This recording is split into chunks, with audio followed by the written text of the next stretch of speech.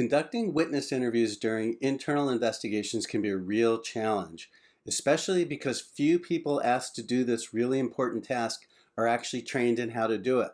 In this video, you're going to learn 5 tips to increase the effectiveness of the witness interviews you conduct during an internal investigation. Hi, I'm Mike Corwin. During my 30+ years as an investigator, I conducted hundreds of internal investigations for businesses, nonprofit organizations, and government agencies.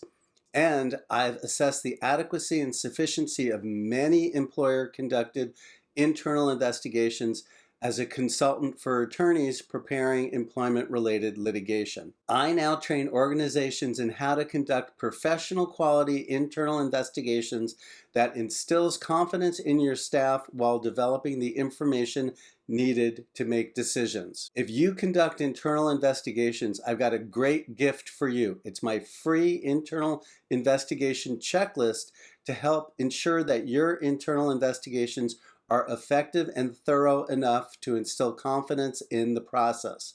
Just click on the link in the description below to download it right now. Witness interviews are the backbone of conducting internal investigations, especially those relating to harassment, abusive conduct, and work-related violence. Tip number 1, it's about listening, not talking.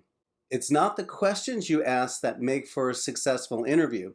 It's your ability to listen. Here's why. The person being interviewed possesses the information that you need in order to properly conduct your investigation. And listening is how you get that information. Look, it's pretty simple. The more you talk, the less the witness talks.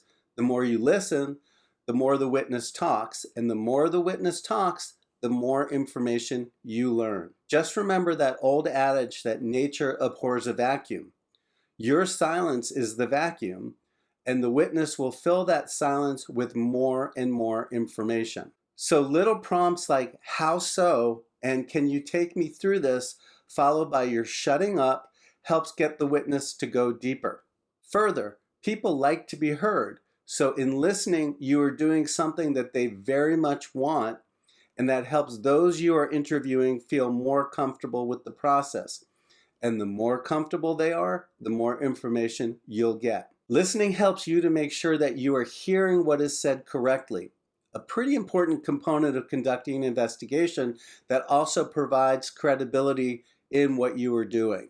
Tip number 2, reflective listening is the trick to better listening.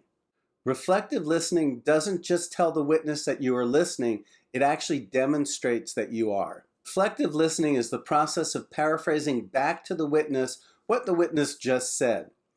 With this technique, the witness literally hears his own words coming from you, and that reinforces that you are truly listening. You can say something like, let me make sure I understand what you're telling me. What you said was, and then paraphrase what the witness said right back to the witness, and then shut up and listen. Reflective listening also provides a way to get the witness to go deeper. When you take this approach, most witnesses will not just repeat what they initially said, but they will add even more information, thus providing you with better quality information than was initially intended by the witness. Tip number 3, don't work from a prepared list of questions. When preparing for an interview, a lot of people draft up a list of questions they want to ask. After all, no one wants to risk missing something important. Don't do it.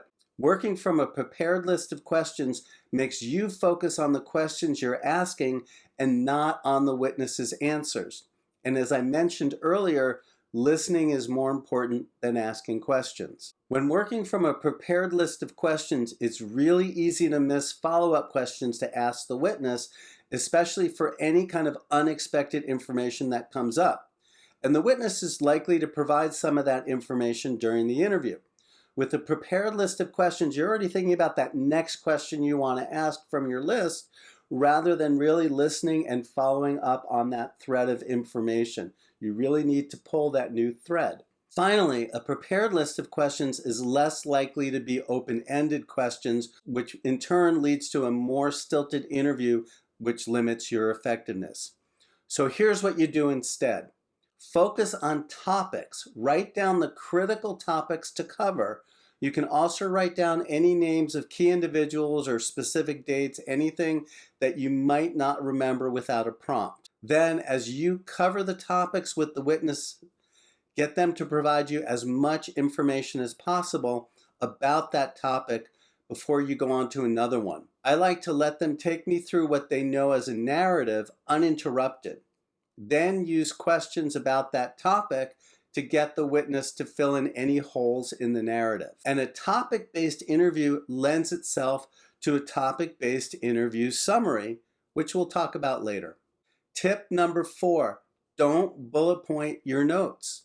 When taking notes of what a witness says, many people write down that information in bullet points. Don't do it. Bullet points represent your interpretation of what the witness says, not what the witness actually says or in the manner that the witness says it. With bullet pointing, you're writing down what you think is important. Basically, you're interpreting the information on the fly. There will be plenty of time after the interview to interpret what the witness said as you prepare a summary of the interview by going through your notes. The best way to take notes during an interview, even if you record it, is to document what the witness says in the manner that the witness says it, capturing the witness's own words and phrasing. Doing so provides more detail and it protects you from claims that you misrepresented what you were told. And in addition, if you need to collect a statement, affidavit, or declaration from the witness down the road, it needs to be in the witness's own words. And you just can't do that from bullet points. Tip number 5, summarize the interview by topic. The most common way to summarize the information learned during an interview is to write a chronological summary that follows the course of the interview from the beginning to the end. And while that makes it easier to report, especially because it follows the chronology of your notes, it's not the most useful approach. Instead, break the summary down into sections based upon what the witness told you by each topic covered. Start with the most important topic at the beginning of the summary. Doing your summary this way really forces you to assess the relevance of the information.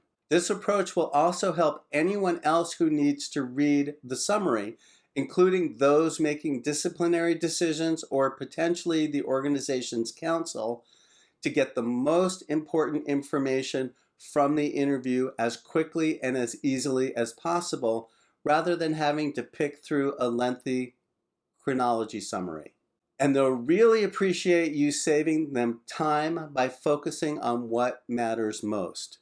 And if you prepared for the interview by identifying topics to cover instead of specific questions to ask, preparing the summary by topic is pretty straightforward. If you conduct internal investigations for your organization, I've got a really helpful free checklist for you. By following this checklist, you'll be able to perform professional level investigations consistently, investigations that will instill confidence in your work. Just click on the link in the description below to download it today.